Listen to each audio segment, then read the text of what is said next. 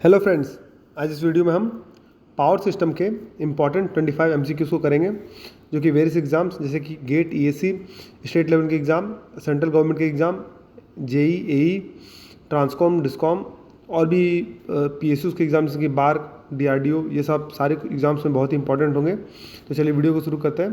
पहला क्वेश्चन है, for a given power system it's zero and maximum regulation will occur at the impedance angle of, यानी voltage regulation की बात कर रहा है, किस इम्पिडेंस एंगल पर जीरो और मैक्सिमम वोल्टेज रेगुलेशन इक्वल होंगे। ठीक है, तो उसके केस में हम लोग देखते हैं सबसे पहले कि हमारे पास दो केसेस होते हैं, एक लैगिंग लोड के लिए और एक लीडिंग लोड के लिए। तो हर एक के लिए हम लोग अलग अलग देखेंगे कि किस एंगल पे होगा। इसका आंसर 45 होगा, उसको हम लोग डिराइव करके देखते हैं। तो चलिए इसको डिराइव करते हैं।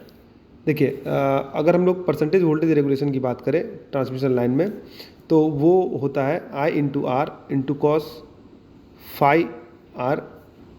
ठीक है, ये पावर फैक्टर एंगल है ना, और I into X into sign phi R divided by receiving का वोल्टेज इंटू 100। ये परसेंटेज वोल्टेज रेगुलेशन हुआ। ठीक है, ये किसके लिए हुआ? ये हुआ हमारा लैगिंग पावर फैक्टर के लिए, यानी लैगिंग लोड के लिए।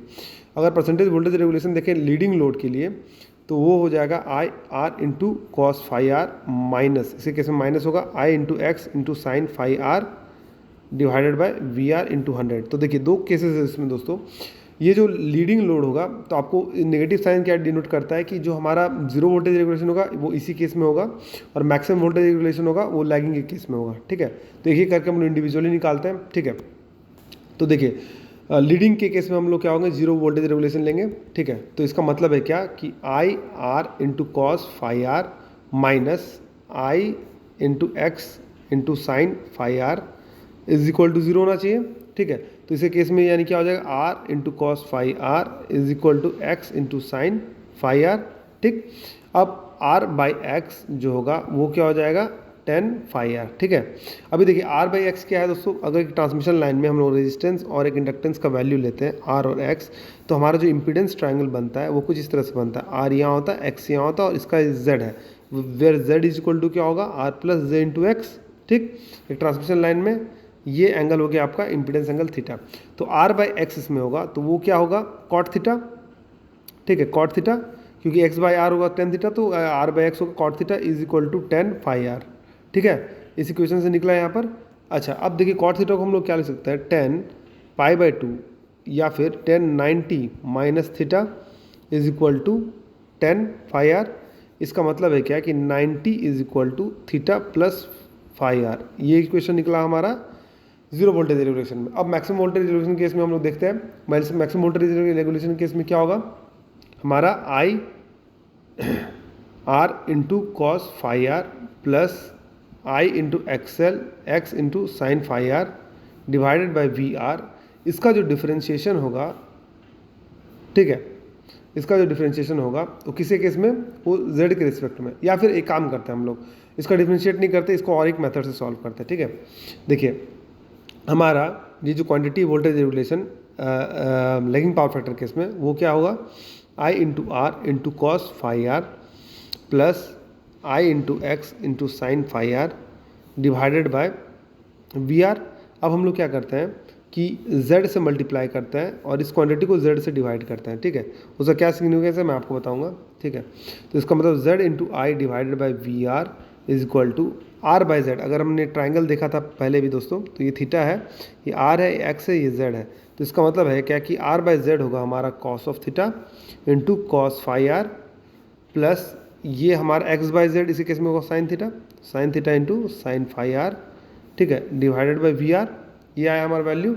अब ये देखिए इसको हम लोग, इस टर्म को हम लोग अगर सेपरेट करते हैं तो वोल्टेज रेगुलेशन क्या होगा, z into I divided by R into cos theta into cos phi plus sin theta into sign phi. ये क्या आ जाएगा, cos theta minus phi of R, ये आएगा वैल्यू। ठीक, अब ये जो वैल्यू आया है, ये वैल्यू मैक्सिमम केस में कब होगा, जब theta minus phi R is equal to zero होगा, क्योंकि कॉस ऑफ जीरो वो होता है 1 और यही मैक्सिमम होता है। तो इस इक्वेशन को हम लोग लेते हैं, तो इसके केस में theta is equal to phi R होगा। ठीक है, अच्छा जीरो वोल्टेज केस में हमने रिलेशनशिप क्या रखा था, 90 is equal to theta plus phi of R. ठीक है, अब थीटा और फाई आर को इक्वल करते हैं तो दोनों की जगह पर हम लोग थीटा रखते हैं, तो ये आ गया हमारे पास 2 ऑफ थीटा। दैट मीन्स कि थीटा का वैल्यू क्या आएगा 45 डिग्री। इसका मतलब ये हमारा जो ट्रांसमिशन लाइन का लोड एंगल है उसका वैल्यू क्या होगा 45 डिग्री। तो इसमें ऑप्शन देखते हैं हम लोग क्या है, इम्पीडेंस एंगल का वैल्यू 45 डिग्री। तो ये हो गया हमारा इम्पीडेंस एंगल 45 डिग्री, ठीक है। तो लोड एंगल को इम्पीडेंस एंगल से मत कंफ्यूज कीजिए दोस्तों। लोड एंगल जो होता है हमारा सेंडिंग एंड का और रिसीविंग एंड का, जैसे हमारा ट्रांसमिशन लाइन है तो इसमें जो सेंडिंग एंड का जो वोल्टेज होता है उसमें हम लोग लोड एंगल लेते हैं, बीच में मॉडलिंग करते हैं तो हम लोग आर और ये एक्स फैक्टर लेते हैं JX, ये हमारा इम्पीडेंस होता है और इसमें थीटा इम्पीडेंस एंगल होता है Z ऑफ थीटा, ठीक है। और ये हमारा सेंडिंग एंड का रिसीविंग एंड का जो वोल्टेज है हम लोग 0 डिग्री में लेते हैं। तो उसको आप कंफ्यूज मत कीजिए, डेल्टा से मैंने गलती से लोड एंगल बोला, वो एक इम्पीडेंस एंगल है, ठीक है। नेक्स्ट क्वेश्चन देखते हैं हम लोग। A power system has the maximum load of 15 megawatt. 15 megawatt का मैक्सिमम लोड है, एनुअल लोड फैक्टर है 50%, ठीक है। Reserve capacity of the plant is कितना होगा, प्लांट कैपेसिटी फैक्टर 40%। तो सबको हम लोग एक एक करके ब्रेक करते हैं दोस्तों, देखते हैं। देखिए सबसे पहले हम लोग देखते हैं कि हमारा जो लोड फैक्टर है, ठीक है, लोड फैक्टर वो क्या होता है, परसेंटेज में होता है average load divided by maximum demand, average load divided by maximum demand, ठीक। अच्छा, अभी एवरेज लोड है, लोड फैक्टर इसमें कितना दिया है दोस्तों, देखिए लोड फैक्टर इसमें दिया हुआ है हमारा 50%, ठीक है। तो हम लोग निकालते हैं इसमें, तो हम लोग निकालते हैं 50%, तो 50% 0.5 is equal to average load by maximum demand है, ठीक है।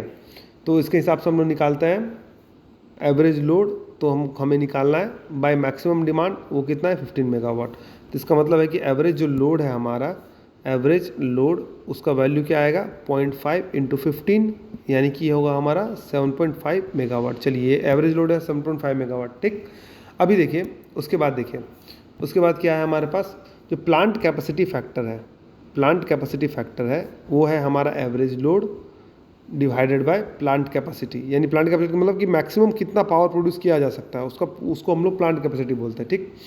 तो हमने एवरेज लोड अभी निकाला कितना 7.5, प्लांट की कैपेसिटी को मान लीजिए सपोज कर हम लोग PC लिखते हैं शॉर्टकट में, ठीक है।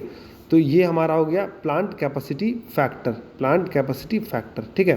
तो प्लांट कैपेसिटी फैक्टर क्या है दिया हुआ है, प्लांट कैपेसिटी फैक्टर जो है वो दिया हुआ है हमारा 0.4 यानी 40% है। इसका मतलब है क्या कि प्लांट कैपेसिटी हम लोग निकालेंगे तो क्या आएगा 7.5 डिवाइडेड बाय 0.4, इसको हम लोग निकालते आएगा 18.75 मेगावाट, ठीक। प्लांट कैपेसिटी इतना है, ठीक। अब हमें निकालना है रिजर्व कैपेसिटी। तो रिजर्व कैपेसिटी ऑलवेज जो होगा, रिजर्व कैपेसिटी वो ऑलवेज क्या होगा, प्लांट का कैपेसिटी माइनस मैक्सिमम डिमांड, ठीक है। तो इसका मतलब है क्या कि प्लांट, तो यही हो गया हमारा रिजर्व कैपेसिटी कितना, रिजर्व में प्लांट कैपेसिटी क्या होता है कि ओवरऑल कितना प्लांट का कैपेसिटी है, यानी मैक्सिमम प्लांट कितना प्रोड्यूस कर सकता है, ठीक है। तो प्लांट कैपेसिटी हमारा कितना निकला है 18.75 माइनस मैक्सिमम डिमांड कितना था 15, अगर इसको हम लोग माइनस करते हैं तो ये आएगा 3.75 मेगावाट, ठीक है। इसका मतलब ये आएगा 3.75 मेगावाट, यानी कि इसमें ये ऑप्शन सही है, ठीक है। नेक्स्ट क्वेश्चन को देखते हैं हम लोग। The area under the load curve represent, area load curve के अंदर क्या रिप्रेजेंट करता है, तो देखिए तो लोड कर्व को हम लोग ऐसे ड्रॉ करते हैं, वाई एक्सिस में हम लोग लोड लेते हैं, ठीक है, इन मेगावाट, ठीक है, और टी में हम लोग टाइम लेते हैं इन आवर, ठीक है। तो इसके बीच में अगर कोई भी कर्व प्लॉट हो तो इसके अंदर का जो एरिया होता है, इसके अंदर का जो एरिया होगा वो हमारा बताएगा total number of unit generated, ठीक है। यानी कि यूनिट जनरेटेड का यूनिट क्या होगा MW इंटू एच यानी मेगावाट आवर। तो वाई को अगर हम लोग टी से मल्टीप्लाई कर देंगे तो यही यूनिट आएगा हमारा। तो एरिया इसके अंडर जो भी आएगा वो वाई इंटू टी के फंक्शन में होगा, तो इसका मतलब नंबर ऑफ यूनिट्स जनरेटेड बताएगा, ठीक है। तो area under load curve always होगा नंबर ऑफ यूनिट्स जनरेटर, ठीक है। नेक्स्ट क्वेश्चन है, for all the sequence voltages at the fault point in a power system are equal then fault is. तो fault क्या होगा, देखिए हमारे पास दो तरह के फॉल्ट होते हैं दोस्तों, एक होता है बैलेंस फॉल्ट, एक होता है अनबैलेंस फॉल्ट। तो अनबैलेंस फॉल्ट के अंदर हम लोग क्या क्या देखते हैं, हम लोग देखते हैं line to line ground fault, line to line fault, 3 phase to ground fault और लाइन टू ग्राउंड फॉल्ट। कैसे देखते हैं उसको डायग्राम से देखते हैं। देखिए line to line ground fault में क्या होता है कि हमारा सपोज कि ये सिस्टम है, ये हमारा आर फेज, ये हमारा वाई फेज और ये हमारा बी फेज, ठीक है, और न्यूट्रल ग्राउंडेड है, ठीक है। तो line to line ground fault का क्या मतलब हुआ कि ये जो दो लाइन है आपस में फॉल्ट शॉर्ट हो गए हैं, यानी इन दोनों के बीच में आपस में फॉल्ट आया और वो ग्राउंडेड भी हो गए हैं। तो ये हो गया line to line ground fault, ठीक है। यहाँ पर जो करंट फ्लो हो रहा है वो IR हो रहा है, ये IY हो रहा है, IB हो रहा है, ठीक है। तो इसी केस में क्या होगा दोस्तों, अगर line to line ground fault आ गया यहाँ पर, तो IR का जो वैल्यू होगा वो 0, यानी इस ब्रांच से कोई करंट फ्लो नहीं करेगा, सारा करंट इसके और इसके थ्रू फ्लो होगा। और दूसरा बात है कि ये न्यूट्रल पॉइंट से जो यहाँ का जो वोल्टेज है, जिसको हम लोग VY बोलते हैं, और ये न्यूट्रल पॉइंट से यहाँ का जो वोल्टेज है वो हम लोग B बोलते हैं, और इस वोल्टेज को हम लोग VR बोलते हैं। तो अगर ये ग्राउंडेड हो गया तो इसका मतलब है क्या कि VY is equal to VB is equal to 0। Since ये ग्राउंडेड हो गया तो वोल्टेज इसके अक्रॉस 0 हो गया। ठीक, अब हमें क्वेश्चन ये पूछ रहा है इसमें कि all the sequence voltages at the fault point in the power system are equal, then the fault is equal है, तो क्या होगा। ठीक है, देखिए सीक्वेंस वोल्टेज क्या होता है दोस्तों, देखिए कोई भी अनबैलेंस वोल्टेज हो, मान लीजिए कि इस तरह का वोल्टेज है, ठीक है, ये अनबैलेंस वोल्टेज है, ठीक है, इसमें ये एंगल इक्वल नहीं है। एक बैलेंस वोल्टेज किस तरह से दोस्तों होता है दोस्तों, इस तरह से होता है कि इसमें जो आपस में जो एंगल है थ्री फेज का, ये इसमें डिस्प्लेसमेंट होता है 120 डिग्री का। ठीक है, तो ये है हमारा अनबैलेंस वोल्टेज। तो इस अनबैलेंस वोल्टेज को हम लोग 3 पार्ट में डिवाइड कर सकते हैं। ठीक है, पहला है पॉजिटिव सीक्वेंस वोल्टेज, जिसका जो सीक्वेंस होता है वो एग्जैक्टली बैलेंस सिस्टम के इक्वल होता है। ठीक, दूसरा होता है नेगेटिव सीक्वेंस, जिसमें कि इसका जो सीक्वेंस है वो उसका रिवर्स हो जाता है। जैसे कि मान लीजिए कि ये R है, ये Y है, ये B है, तो R को हम लोग यहाँ लें तो हमारा Y यहाँ हो जाएगा और B यहाँ हो जाएगा, इसका जस्ट नेगेटिव हो जाएगा। ठीक है, और एक होता है जीरो सीक्वेंस वोल्टेज, जिसमें कि R है यहाँ, Y है यहाँ, B है। ठीक है, ठीक है, इसमें 0 डिग्री का डिस्प्लेसमेंट है, तो ये है हमारा जीरो सीक्वेंस। तो किसी भी अनबैलेंस सिस्टम को इन तीनों सिस्टम में हम लोग तोड़ सकते हैं। ठीक है, तो अभी इसके केस में देखिए, हमारा line to line ground fault में अभी हमने केस देखा, उसमें हमने क्या देखा कि हमारा VY is equal to VB is equal to 0 है। तो अब देखिए क्या होता है कि सीक्वेंस वोल्टेज को हम लोग निकालते कैसे हैं, तो जीरो सीक्वेंस वोल्टेज को हम लोग निकालते हैं 1/3 into VR plus VY plus V of B। ठीक है, ऐसे हम लोग निकालते हैं। ठीक, अच्छा V1 जो वोल्टेज है यानी पॉजिटिव सीक्वेंस वोल्टेज है, उसको हम लोग निकालते हैं 1/3 टाइम्स VR वोल्टेज प्लस एक एंगल होता है अल्फ़ा। ठीक है, तो alpha square into VB plus alpha into VY। ठीक है, ठीक, अल्फ़ा का मतलब क्या होता है, 1 अल्फ़ा का मतलब होता है 1 इंटू 120 डिग्री, यानी 120 डिग्री का डिस्प्लेसमेंट है। ठीक है, तो ये हो गया V1। ठीक, positive sequence voltage. Negative sequence voltage case में क्या हो जाएगा, नेगेटिव सीक्वेंस वोल्टेज के केस में V2 is equal to 1/3 V of R plus alpha times VB plus alpha square times VY। ठीक है, अभी देखिए, अब तो line to line ground fault में क्या हमने देखा कि VY is equal to VB is equal to 0। तो इसका मतलब है कि यहाँ पर अगर 0 रखें, यहाँ पर हम लोग 0 रखें, तो ये क्या आएगा 1/3 VR। ठीक, ये हो गया हमारा negative sequence voltage. Similarly positive sequence जो वोल्टेज है उसमें भी हम लोग ये फैक्टर को 0 करते हैं, यहाँ अल्फा स्क्वायर और अल्फा था, तो उसके केस में भी 1/3 VR आएगा। ठीक, आज जीरो सीक्वेंस वोल्टेज देखते हैं, तो जीरो सीक्वेंस वोल्टेज हम लोग ने क्या निकाला था, simply 1/3 of VR plus VB plus VY। ठीक, इसमें ये 0 हो गया, ये 0 हो गया, ये दोनों 0 हो गए अगर, तो इसका मतलब है क्या कि ये VR/3 होगा। तो इसका मतलब है कि V0 इज इक्वल टू क्या होगा 1/3 टाइम्स V ऑफ R। ठीक है, इसका मतलब तीनों इक्वल है, तो इसका मतलब line to line ground fault हुआ। ठीक है, यानी ए ऑप्शन सही है। नेक्स्ट क्वेश्चन देखते हैं, if the power system network is at VS delta, इसका मतलब है कि लोड एंगल डेल्टा है और सोर्स वोल्टेज VS है, at the receiving end voltage is VR 0 है। ठीक है, consisting of impedance of transmission line as इतना, यानी इंपीडेंस का वैल्यू, ट्रांसमिशन लाइन का वैल्यू क्या दे दिया R प्लस J ऑफ 3, यानी X रिएक्टेंस का वैल्यू क्या हो जाएगा J ऑफ 3।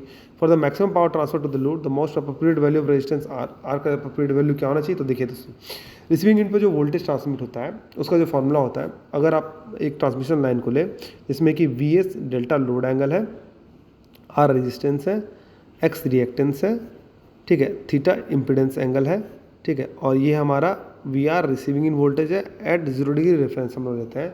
तो उसी केस में जो पावर ट्रांसमिटेड होता है लोड को, उसका जो फॉर्मूला होता है वो होता है VS into VR divided by Z into cos of theta minus load angle.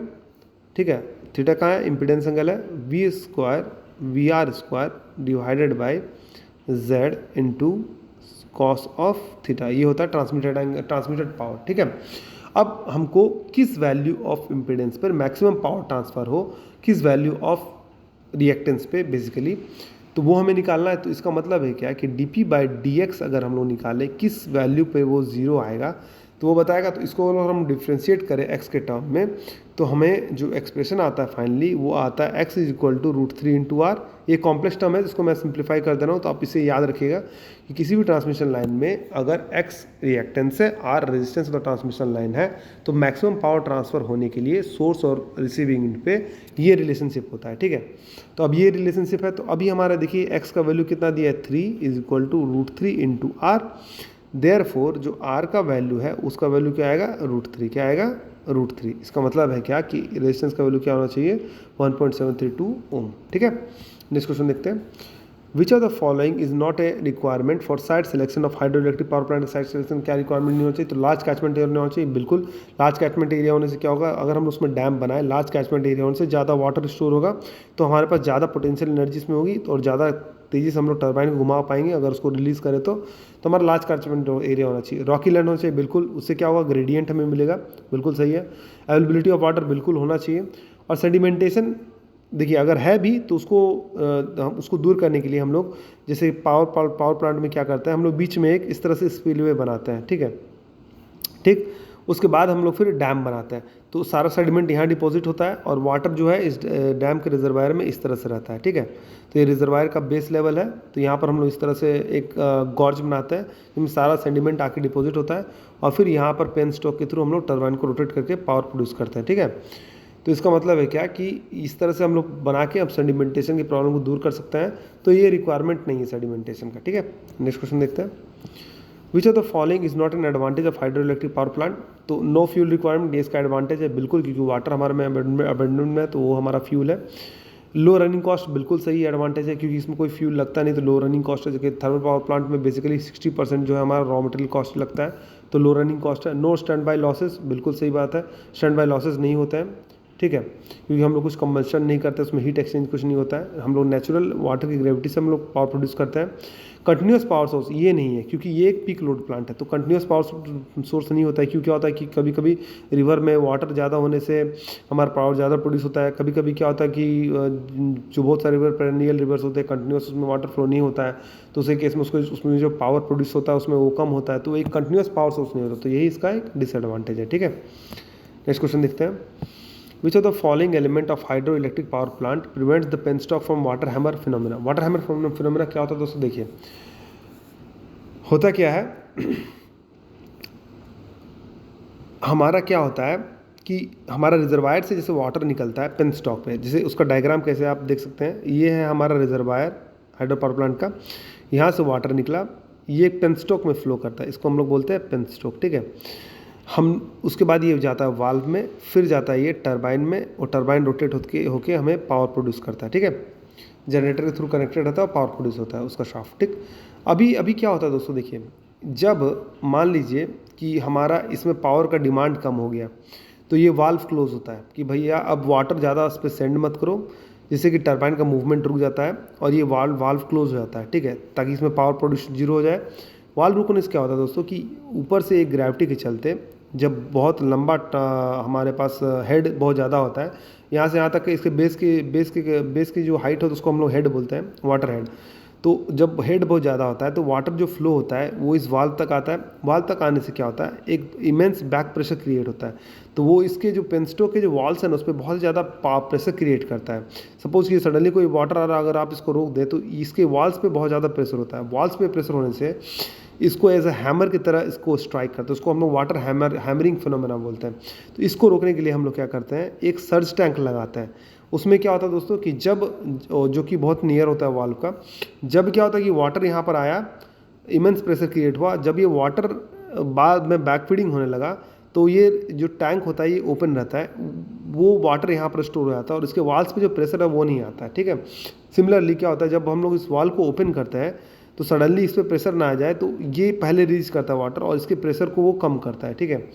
तो जस्ट एज अ वाल्व काम करता है, just as a hammering phenomena कम करने वाला काम करता है, तो उसको हम लोग बोलते हैं सर्ज टैंक। क्या बोलते हैं इसको हम लोग, सर्ज टैंक। एक सर्ज की तरह टैंक की तरह होता है, तो उसको हम लोग बोलते हैं सर्ज टैंक, ठीक है। तो हाइड्रो पावर प्लांट में जो वाटर हैमरिंग का फिनोमेना को रोकने के लिए हम लोग सर्ज टैंक का यूज़ करते हैं, ठीक है। नेक्स्ट क्वेश्चन है, विच of the following part of the thermal power plant causes maximum energy losses, क्या मैक्सिमम एनर्जी लॉस करता है, तो वो कंडेंसर करता है, क्योंकि कंडेंसर में क्या होता है, बेसिकली टरबाइन के बाद जो वाटर आता है वो तो वाटर तो टरबाइन में सुपर हीटेड रहता है, उसका टेम्परेचर भी बहुत ज़्यादा होता है, लगभग 540 डिग्री सेंटीग्रेड होता है। तो यहाँ से जब टेम्परेचर कम होकर कंडेंसर में आता है तो सडनली कंडेंसर क्या करता है, उसको कूल करता है, तो बहुत ज़्यादा हीट उसमें लॉस होता है। तो सबसे ज़्यादा हीट लॉस होता है कंडेंसर में, इसलिए थर्मल पावर प्लांट की जो एफिशिएंसी होती है वो जनरली 30 to 40% रहती है, एफिशिएंसी बहुत ही कम होती है। ठीक है, नेक्स्ट क्वेश्चन देखते हैं। Which of the following is most suitable fuel for thermal power plant, suitable fuel कौन सा है, तो बिटुमिनस है। क्यों बिटुमिनस है, देखिए बिटुमिनस कोल जो होता है बहुत ही सुटेबल होता है और कॉमनली यूज कोल होता है थर्मल पावर प्लांट में। क्यों होता है, क्योंकि इसकी जो एनर्जी आउटपुट होती है वो बहुत ज़्यादा होती है और इसकी एफिशिएंसी भी अच्छी होती है। देखिए एफिशिएंसी तो सबसे अच्छा एंथ्रासाइट कोल का होगा, लेकिन भारत में कुछ ही जगहों पर जैसे कि जम्मू कश्मीर में एंथ्रासाइट कोल मिलता है जिसकी जो एनर्जी वैल्यू बहुत ज़्यादा होती है, लेकिन वो कम क्वांटिटी में होता है, तो उससे पावर प्रोड्यूस करना पॉसिबल नहीं है। तो हमारे लिए सेकंड बेस्ट जो होता है बिटुमिनस कोल, ये हमारे लिए यूज़फुल होती है। ठीक है, नेक्स्ट क्वेश्चन है विच of the following is the most advantageous and most widely method for solid fuel firing, तो वो कौन सा मेथड होता है, पल्वराइज फ्यूल फायरिंग। तो पल्वराइज फ्यूल फायरिंग में क्या करते हैं दोस्तों कि बॉयलर में जो हम लोग फ्यूल डालते हैं उसमें क्या करते हैं हम लोग उसको छोटे छोटे पार्ट्स में पल्वराइज करते हैं कोल को।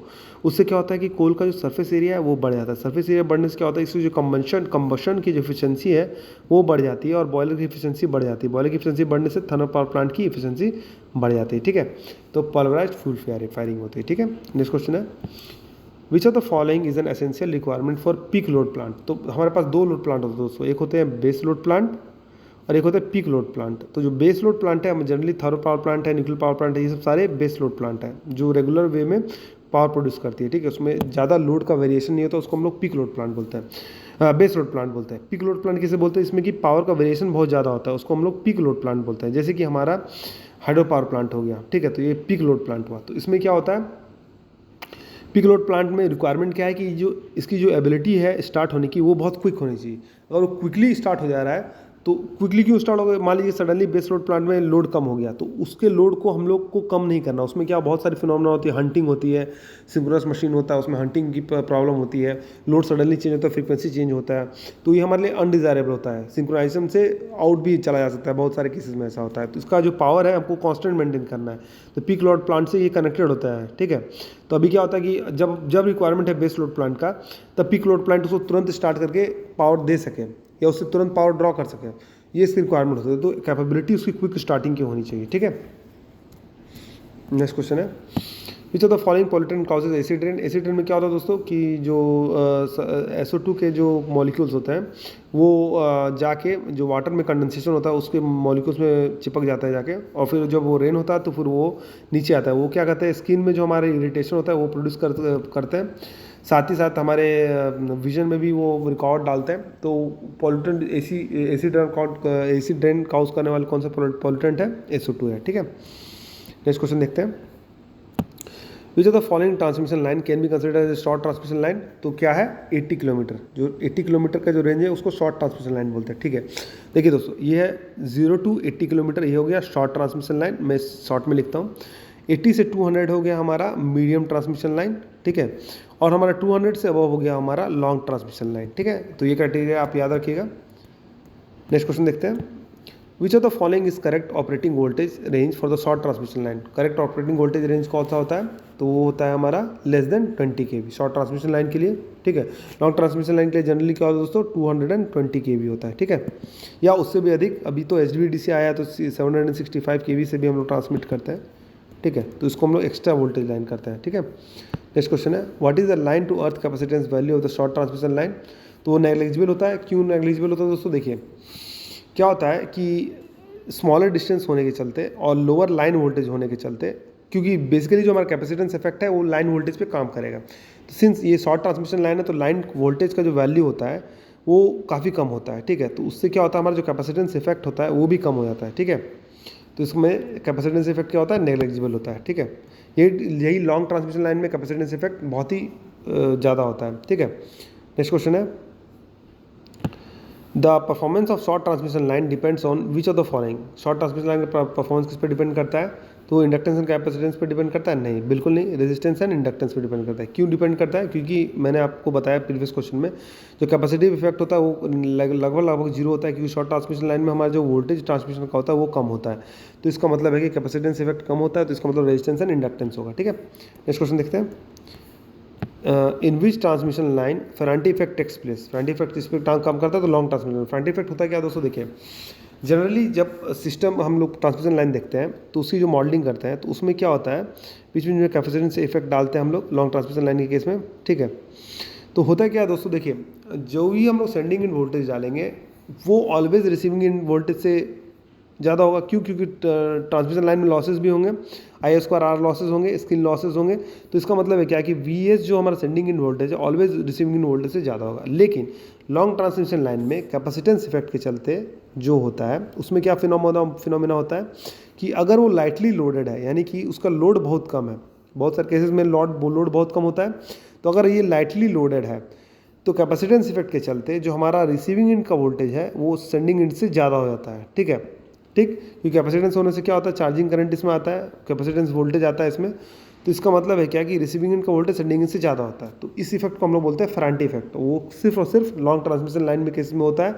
और कब होता है कि जब वो लाइटली लोडेड हो, तो यानी इसका लोड कम हो, तो लाइटली लोडेड हो तो उसको कहते हैं। ठीक है, नेक्स्ट क्वेश्चन देखते हैं।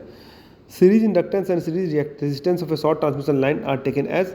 तो सीरीज रेजिस्टेंस और सीरीज इंडक्टेंस को कैसे लेते हैं शॉर्ट ट्रांसमिशन लाइन में? तो हम लोग क्या लेते हैं, बोथ लम्प्ड लेते हैं, यानी कि दोनों लम्प्ड लेते हैं। ठीक है, डिस्ट्रीब्यूटेड नहीं लेते। डिस्ट्रीब्यूटेड किसी केस में लेते हैं हम लोग, लॉन्ग ट्रांसमिशन लाइन के केस में हम लोग उसको डिस्ट्रीब्यूटेड लेते हैं। ठीक है, नेक्स्ट क्वेश्चन देखते हैं। To increase the transmission capacity of a high voltage long line, क्या हम लोग करते हैं? तो सीरीज रिएक्टेंस को रिड्यूस करते हैं। देखिए दोस्तों, जो पावर जो ट्रांसमिट होता है उसको हम लोग V/E sine of delta divided by XS, ये हम लोग लेते हैं। ठीक है, ठीक, या फिर हम लोग sending end voltage receiving end voltage भी ले सकते हैं। ठीक है, जनरली ये होता है। तो ये पावर ट्रांसमिशन कैपेबिलिटी P दर्शाता है। ठीक है, तो वो जो कैपेबिलिटी होता है उसके लिए हम लोग क्या करते हैं, एक्सेस का वैल्यू कम होना चाहिए। तो सीरीज रिएक्टेंस का जो वैल्यू हम लोग उसको रिड्यूस करने से हमारा क्या होगा, जो पावर ट्रांसमिट होगा वो ज़्यादा होगा, पावर ट्रांसमिशन की जो कैपेबिलिटी होगी वो ज़्यादा होगी। तो सीरीज रिएक्टेंस को हम लोग रिड्यूस करते हैं। ठीक है, नेक्स्ट क्वेश्चन देखते हैं। The transmission capacity of a line at 50 hertz frequency as compare to that of 60 hertz is. Transmission capacity क्या होगी? ट्रांसमिशन कैपेसिटी होगी हायर होगी। 50 हर्ट्ज में क्यों हायर होगी? देखिए क्या होता है, जब फ्रीक्वेंसी बढ़ता है दोस्तों तो स्किन इफेक्ट बढ़ता है। ठीक है, स्किन इफेक्ट बढ़ने से क्या होता है, जो ओवरऑल रेजिस्टेंस का जो वैल्यू है वो बढ़ता है। और रेजिस्टेंस का जो वैल्यू बढ़ने से क्या होता है, हमारा I²R लॉसेस बढ़ते हैं। जब लॉसेस बढ़ देंगे तो उसका मतलब ट्रांसमिशन कैपेसिटी जो होगा कि ज़्यादा पावर ट्रांसमिट कर पाए वो कैपेसिटी घट जाती है। ठीक है, तो इसका मतलब है क्या कि 50 हर्ट्ज की जो कैपेसिटी होगी वो हायर होगी। देखिए स्किन इफेक्ट होता है क्या दोस्तों, कि जो हमारा कंडक्टर होता है उसके स्किन पे मैक्सिमम जो चार्ज है वो एक्यूमुलेट होता है, तो उसको हम लोग स्किन इफेक्ट होता है। तो वो क्या करता है, हमारे जो रेजिस्टेंस का वैल्यू है उसको बढ़ा देता है। ठीक है, ओवरऑल रेजिस्टेंस का वैल्यू उसको बढ़ा देता है। तो इसका मतलब है कि लोअर फ्रीक्वेंसी पे यानी 50 हर्ट्ज पे जो हमारा पावर कैपेसिटी होगा, transmission capacity, power transmission capacity यानी PTC, वो 50 हर्ट्ज पे वो ज़्यादा होगा as comparison to power transmission capacity 60 hertz पे। ठीक है, जिसके बारे में मैंने आपको बताया, तो ए ऑप्शन सही है। ठीक है, नेक्स्ट क्वेश्चन देखते हैं। The characteristics impedance of a transmission line depends upon. Characteristics impedance किस पर डिपेंड करता है? तो कंडक्टर के कॉन्फ़िगरेशन पर डिपेंड करता है। कैसे डिपेंड करता है? देखिए, जो कैरेक्टरिस्टिक इंपीडेंस होता है वो हमारा ZC वो होता है √R + jωL, जहाँ पर R लाइन का रेजिस्टेंस है, L रिएक्टेंस है, ठीक है, L इंडक्टेंस है, G जो हमारा कंडक्टेंस है। ठीक है, कंडक्टेंस का मतलब क्या होगा, dielectric conductance plus jωC, C यानी कैपेसिटेंस का वैल्यू। ठीक है, जनरली सिस्टम में हम लोग रेजिस्टेंस को और G को इसको आपस में हम लोग 0 मान सकते हैं। ठीक है, तो हमारा कैरेक्टरिस्टिक इंपीडेंस क्या आ जाएगा ऐसे केस में? कैरेक्टरिस्टिक इंपीडेंस आएगा √L/C। अभी देखिए, कंडक्टर की जो जब स्पेसिंग होगी तो कंडक्टर के जो स्पेसिंग है उस पर L डिपेंड करेगा। ठीक है, ठीक, और कैपेसिटेंस पे भी कैपेसिटेंस का जो वैल्यू है कंडक्टर के स्पेसिंग पे डिपेंड करेगा कि हम लोग किस तरह से इसको स्पेसिंग कर रहे हैं। ठीक है, या तो ऐसे रख रहे हैं, या तो हम लोग ऐसे रख रहे हैं, या तो हम लोग ऐसे रख रहे हैं, उस पर डिपेंड करेगा। ठीक, तो इसका मतलब है क्या कि ज्योमेट्रिकल कॉन्फ़िगरेशन ऑफ कंडक्टर पे ये डिपेंड करेगा। ठीक है, तो इसका मतलब ए ऑप्शन सही हो जाएगा। ठीक है, नेक्स्ट क्वेश्चन देखते हैं।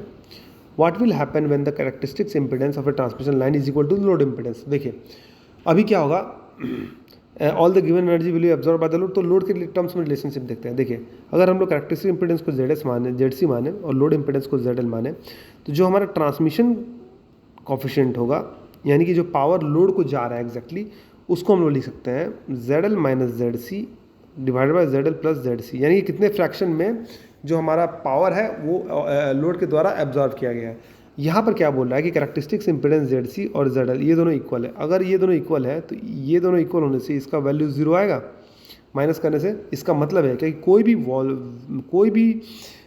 जो ये है कोई भी लोड का कोई भी फैक्टर है वो ट्रांसमिट नहीं हो रहा है। इसका मतलब है क्या कि अगर सेंडिंग इन से हमने वोल्टेज भेजा है, ये हमारा रिसीविंग इन का वोल्टेज है, तो ये जो वैल्यू रिफ्लेक्ट होता है, ठीक है, ये जो वैल्यू रिफ्लेक्ट होता है, ये वैल्यू रिफ्लेक्ट हो जाएगा 0। इसका मतलब है कि टोटल पावर जो है वो रिसीविंग इन को हासिल हो जाएगा, ठीक है। तो all the given energy will be absorb by the load, ठीक है, ठीक। तो रिफ्लेक्शन कॉफिशिएंट जो हमारा है जीटा, इसको आप रिफ्लेक्शन कॉफिशिएंट भी पकड़ सकते हैं। ये हमें बताता है कि कितना जो पावर है वो रिफ्लेक्ट हुआ है। इसका मतलब है क्या कि ZL minus ZC divide by ZL plus ZC, इसको हम लोग बोलते हैं रिफ्लेक्शन कॉफिशिएंट। यानी कि जो पावर हमने जो भेजा है सोर्स से रिसीविंग इन पे, वो कितना रिफ्लेक्ट हो रहा है। तो वो जो रिफ्लेक्शन है वो रिफ्लेक्शन 0, इसका मतलब कि टोटल का टोटल पावर जो है वो रिसीविंग इन पे हासिल हो रहा है, ठीक है। तो इसका मतलब टोटल पावर एब्जॉर्ब हो जाएगा लोड के द्वारा, ठीक है, ठीक। तो ये कंसेप्ट है, इसे आप याद रखिएगा। नेक्स्ट क्वेश्चन देखते हैं। The presence of ozone while corona has awkward can be found using, तो प्रेशर से भी, हिसिंग साउंड से भी, और फेंट illumination, glow of blue sky, तीनों से। होता क्या दोस्तों, देखिए कोरोना इफेक्ट होता क्या है कि अगर हम लोग एक बहुत ही हाई पोटेंशियल किसी पॉइंट चार्ज पे डालें, इसका मतलब है क्या कि जैसे मान लीजिए कि ये कंडक्टर है, इस कंडक्टर के इस पॉइंट पे अगर हम लोग 33 kV का वोल्टेज डाल दें तो वो इतने हाई पोटेंशियल ग्रेडियंट का, ठीक है, इतने हाई पोटेंशियल ग्रेडियंट का क्या होगा, ये आसपास की जो एयर है उसको आयोनाइज कर देगी, ठीक है। वो क्या करेगी, आसपास के एयर को वो आयोनाइज कर देगी, ठीक है। आयोनाइज करेगी तो इसका मतलब है क्या कि आसपास के एयर में ओजोन जो है, ओजोन इफेक्ट आएगा, ठीक है। आसपास के एयर में ओजोन का इफेक्ट आएगा, तो उस ओजोन के इफेक्ट के चलते क्या आएगा, वो एक लाइट ब्लूइश कलर का टिंग देगी, ठीक है। एयर आयोनाइज हो जाएगा, वो एक ओजोन का फॉर्मेशन करेगा, ठीक है। तो इसका मतलब है क्या कि प्रेशर से भी देख सकते हैं उस पॉइंट पर प्रेशर क्या है, हिसिंग साउंड भी आएगा और ब्लूइश कलर भी होगा। देखिए दोस्तों, कोरोना इफेक्ट का हम लोग यूज़ मॉडर्न डे में हम लोग ESP में करते हैं, यानी इलेक्ट्रोस्टैटिक प्रेसिपिटेटर में करते हैं। उसमें भी हम लोग इस तरह कंडक्टर रखते हैं और उसको हाई पोटेंशियल देते हैं। उससे क्या होता है कि उसके वॉल्स पे सपोज कि कोई भी एयर कंटेमिनेटेड वॉल है, एयर जा रहा है यहाँ से, और इसमें कुछ इस तरह के रॉड हम लोग सिचुएटेड करते हैं ESP में, ठीक है, क्योंकि हम वहाँ से डस्ट एक्युमुलेट करके आता है, डस्ट वाला एयर। अब ये क्या होता है, एयर आयोनाइज होने से आसपास हाई पोटेंशियल आने से क्या होता है, इसके आसपास के एयर आयोनाइज हो जाता है। तो ये एयर आयोनाइज होने से क्या होता है कि जो एयर के जो पार्टिकल है वो इस पर चिपक जाता है और वो आयोनाइज करता है, तो इसके वॉल्स पे भी चिपक जाता है, ठीक है। तो वो क्या करता है कि फिर हम लोग उसको हैमरिंग के थ्रू उस डस्ट को हम लोग नीचे निकाल लेते हैं, ठीक है। तो इसका हम लोग यूज़ करते हैं बेसिकली कोरोना इफेक्ट का, इस तरह से भी हम लोग यूज़ कर सकते हैं। तो ट्रांसमिशन लाइन में कोरोना इफेक्ट की बात की गई है, तो सारे के सारे मेथड से हम लोग निकाल सकते हैं, ठीक है। नेक्स्ट क्वेश्चन है, लास्ट क्वेश्चन है, the very peculiar advantage of corona in the circuit can be. सबसे पिक्यूलियर एडवांटेज क्या हो सकता है, तो reduction in stiffness of surge funds. क्या होता है, देखिए सडन सर्जेस आने से, जिसकी लाइटनिंग आया, तो कोरोना जो है वो एक तरह से प्रोटेक्टिव लेयर यानी सेफ्टी वाल्व का काम करता है, और जो हमारा सर्जेस आए उसको वो एब्जॉर्ब करता है और एक्स्ट्रा स्ट्रेस को वो रिलीज़ करता है। तो एक तरह से सेफ्टी वाल्व की जैसा ऐसे काम कर सकते हैं। तो ओनली एडवांटेज इसका है कि reduction in stiffness of surge funds, ये हो सकता है, ठीक है। कोरोना का हम लोग use improvement of power factor नहीं कर सकते हैं, उससे पावर फैक्टर खराब होगी। रिडक्शन इन रेडियो इन्फ्लुएंस नहीं, रेडियो इन्फ्लुएंस से रिडक्शन हो सकता है, रिडक्शन इन नहीं हो सकता है, reduction in stiffness, radio interference and improvement factor इसका भी यूज़ नहीं कर सकते हैं। इसका मतलब है क्या कि इसका एकमात्र use, basic use, major use है सर्ज फ्रंटेज को रोकने के लिए, ठीक है। तो दोस्तों ये रहा हमारा आज का लेक्चर। तो अगर आपको वीडियो पसंद आए तो वीडियो लाइक कीजिए, चैनल को फॉलो कीजिए, सब्सक्राइब कीजिए, बेल नोटिफिकेशन जरूर प्रेस कीजिए ताकि इसी तरह के इंपॉर्टेंट अपडेट्स मैं आपके साथ लाता रहूँ। तो आगे लेक्चर्स में हम लोग पावर सिस्टम का और भी इंपॉर्टेंट MCQs को करेंगे। वीडियो में बनने के लिए धन्यवाद। मिलते हैं आपसे अगली वीडियो में।